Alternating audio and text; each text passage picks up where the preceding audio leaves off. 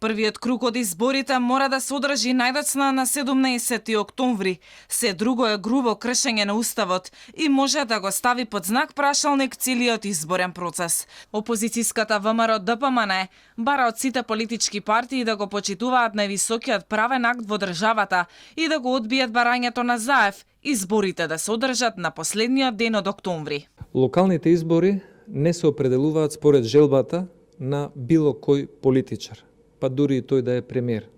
Локалните избори се одржуваат согласно утврдениот термин во Уставот и Законот.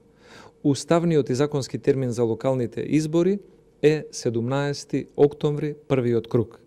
Се друго значи прекршување на Уставот и на законите. Според Милошевски, доколку изборите се одржат дури на крајот од октомври, ќе се создаде вакуум затоа што мандатот на градоначалниците и советите би бил веќе истечен, а не постои правен механизам, тој законски да биде продолжен.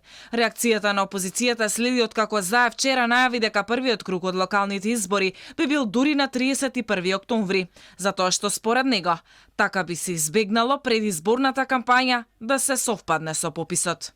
За актуелниот градоначалник на град Скопје Петра Шилегов, кој очигледно е веќе во кампања, датумот не е проблем.